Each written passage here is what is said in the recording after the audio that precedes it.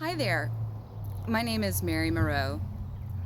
I've also taken the name Source Guidance. Today I'm bringing you a little food for thought. I do. Today I mention belief systems. I will preface this by saying that I was married for 12 years, though we lived in different U.S. states for the last 5 of those. And we were engaged for a year before that. We didn't have any sort of ceremony. We didn't tell anyone, and we didn't ever acknowledge it. So I'm happily divorced now since the beginning of 2012. So if anybody asks me again, I may respond that I have never been married. Because for whatever reasons, I'm pretty sure that that was some sort of prep or test run. Maybe someday, time will tell. Our planet would indeed have only an enlightened species if we meditated for 24 hours a day. However, this usually is not an option. Okay, so I have an example story that I wanted to share with you about belief systems. You may ask yourself why I'm bringing a topic like this to our page. I guess my thought was that we have to start somewhere. Okay, so let's say, for example, there's a couple named Jill and Tom.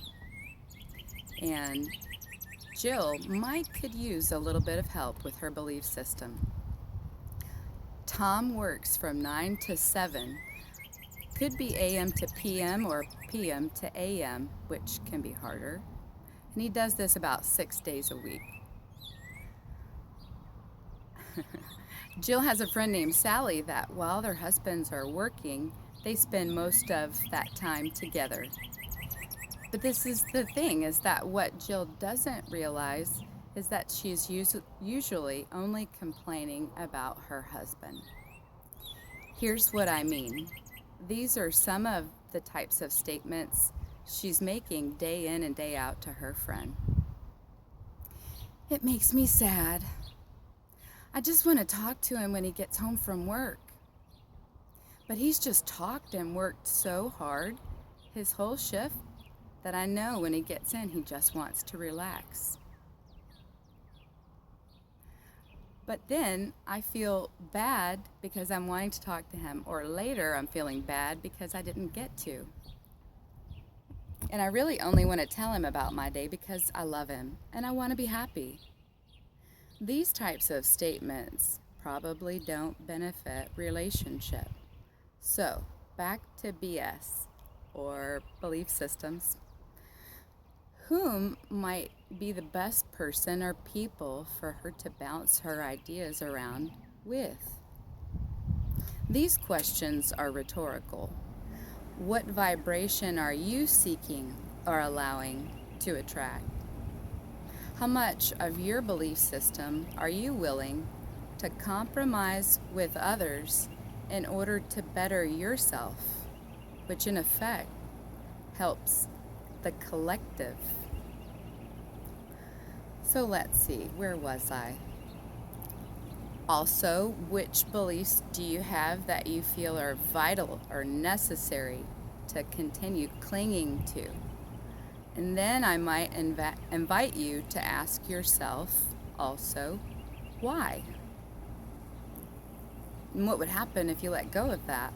It's okay to think about these things, to hear these thought-provoking type questions.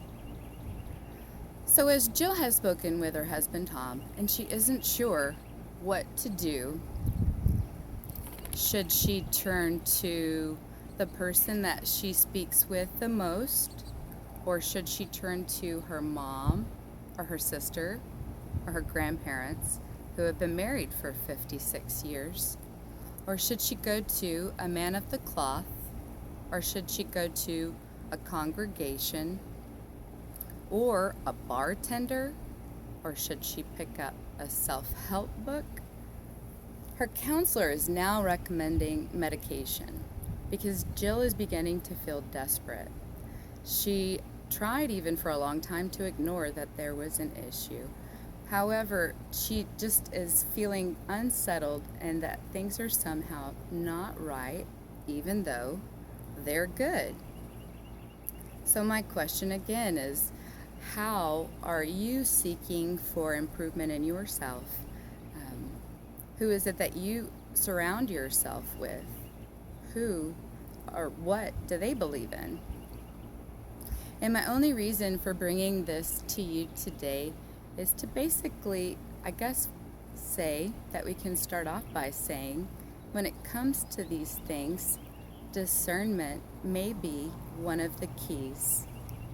Thank you for joining me today.